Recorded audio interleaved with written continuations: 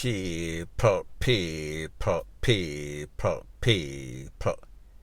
Que pasa, sapa, say what they do. Welcome to Crime Time News, where the difference is in the meds.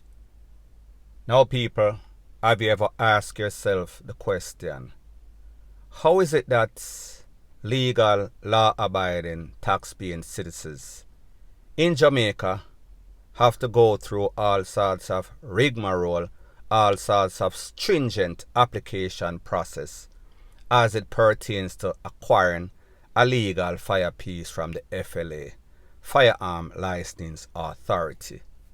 However, we've heard about many cases in which gangsters, smugglers, gunmen, them have one, them have two, they have all the licenses. The relevant authority, National Intelligence Bureau, and also the FLA, they facilitate, they make it available to these people.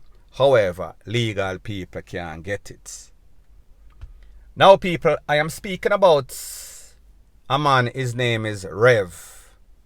51-year-old, he is said to be the most notorious, if not the most, one of the most notorious gangsters in Jamaica.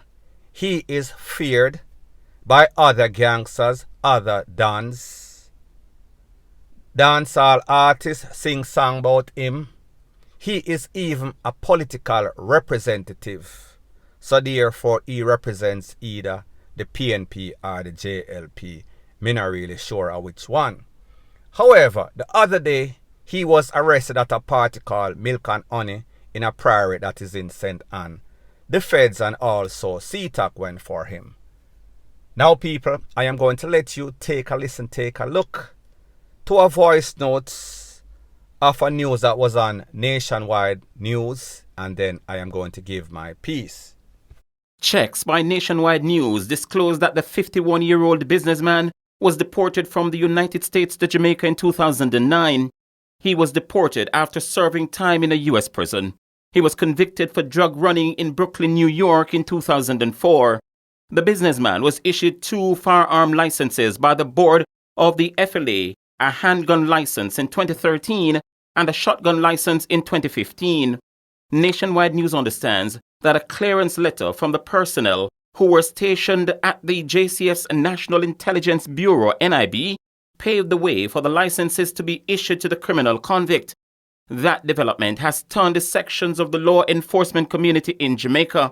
Moves are reportedly being made to determine how that letter from the NIB was obtained to enable the reputed criminal operative to obtain licenses to carry 2 legal firearms.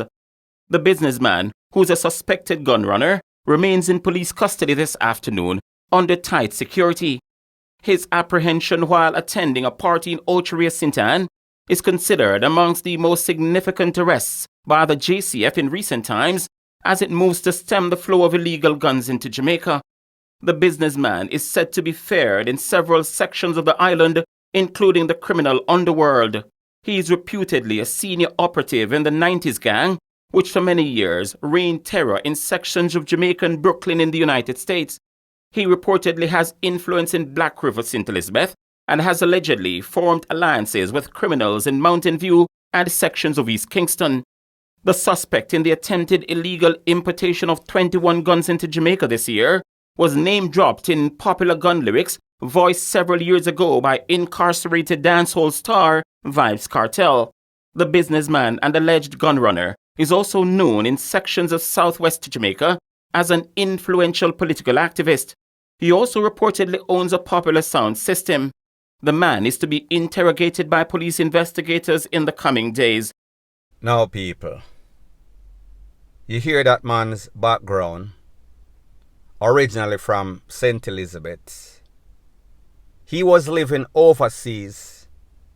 He was one of the leader, if not the leader, for the 90s gang, 90s crew, whatever you want to call it. In 2004, he was arrested, charged, convicted of smuggling, trafficking, cocoa or weed. One of them, maybe both. He was deported back to Jamaica 2009. When he came back to Jamaica 2009, he applied after that for some firearm license.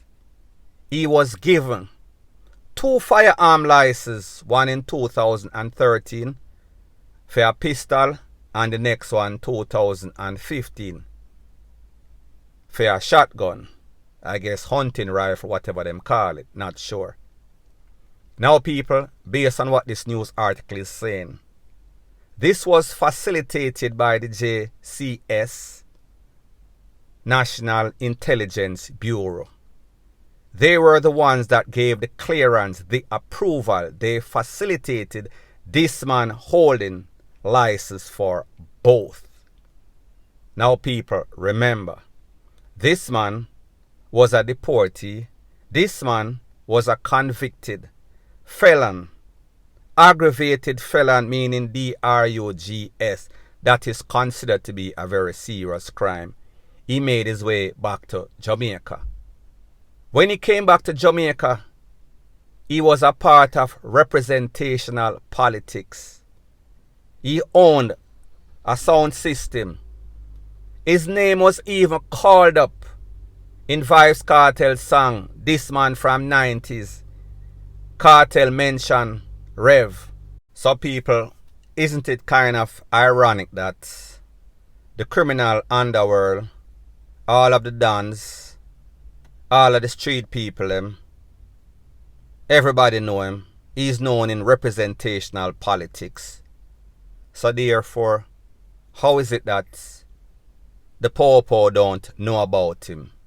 How is it that he could get 2 firepiece, one behind the other?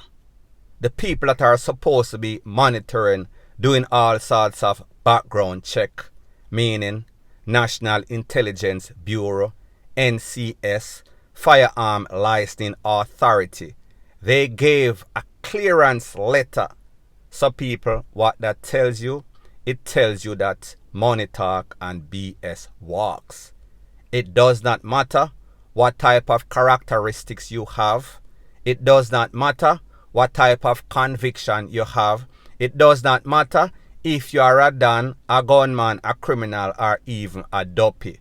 Once you can pay these people, you can get just about anything. You can get away with MURDER in Jamaica.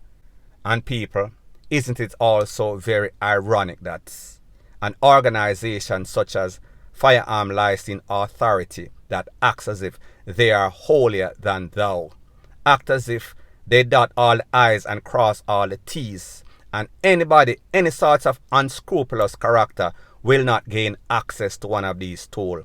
However, people, a man that is feared by the underworld, a man that is known by everybody in the street, by the DJs, is in representational politics and is offered 2 separate firearm licenses by the FLA. You want to hear anything other than that?